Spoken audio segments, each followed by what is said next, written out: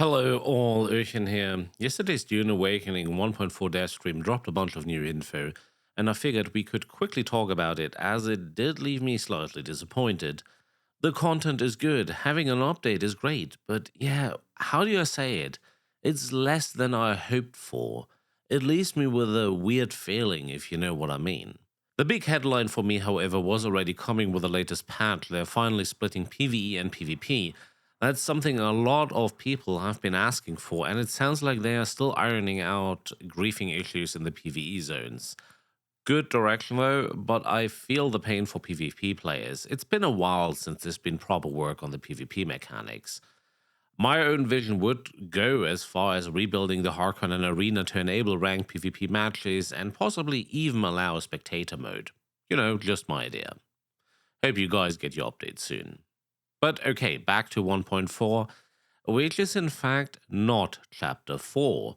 It's more like the road leading up to it, maybe call it Chapter 3.5 if you like. And the reason is simple, the new map and locations for the next chapter still need some work. The new endgame location for the update, however, called Windpass, looks interesting. It's used to be a Harkonnen base, now it's taken over by the water shippers. The whole area has a very different vibe from everything else we've seen. Asteroid harvesting gone wrong, schematics to grab, proper mysterious atmosphere, and tons of verticality if you like climbing. I don't like climbing, by the way.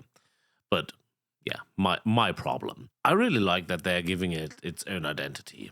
Also, we had a look at a new dungeon called Old Quarry. They added some new NPC movements and abilities, and all of this should directly tie into the water shipper's story. In addition, this location will provide new Landsrat missions for you to work on. The real star of the stream, however, for me was the new Water Shippers building set coming with the Water Wars DLC.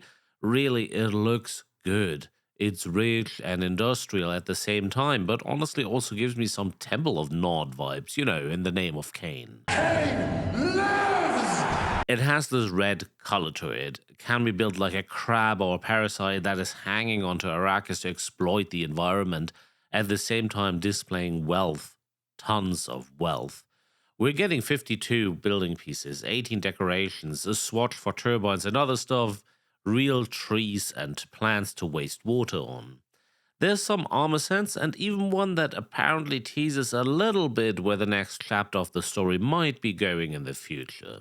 I got the feeling my poor Atreides base is about to get demolished and rebuilt, to be honest. Or I'll just build a new base next door. Who knows, I'll probably stream a new building session on this channel, so make sure to subscribe. The update 1.4 is obviously free and should also bring some community challenges and progression boost weekends, which is nice and should bring some players back onto Dune. I am, however, a little disappointed about the paid DLC. The Water Wars DLC is going to conclude the season pass, and it is absolutely a building set only DLC. I'll be honest with you. With a name like Water Wars, I really hoped for more than just a building set. I hoped for some stories and missions maybe, like we had in The Lost Harvest. Adding a little extra mini chapter to the game that gives you something to explore, but obviously not something that could be considered as a huge bonus and a new chapter of the game itself. Some side story to explore, if you know what I mean. Water Wars sounds like a little too heavy for just a building set, and might raise expectations to a level that's unnecessary. Sadly, that's where we are in the world right now, watching out for what we say or how we name things. Anyway, the new ornithopter looks like an absolute beauty. It's just like a real sports car. It's nice. Probably my favorite until now. Overall, the stream left me optimistic about the future of the game. The direction feels right. Better PvE support is already here. More factions identity with the water shippers and some very nice additions to the game. Also, we have tons of teasers where the new chapter might lead us. I think it's the pole caps. Still, 1.4 is only laying groundwork and selling a DLC that might be a bit light on, actual wars.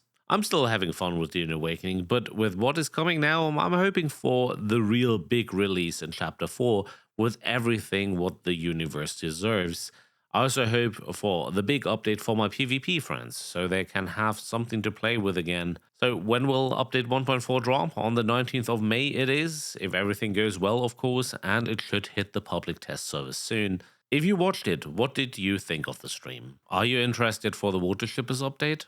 Let me know in the comments. Thank you so much for watching, for this little babble and update from me and my little opinion. I hope I see you on the next one.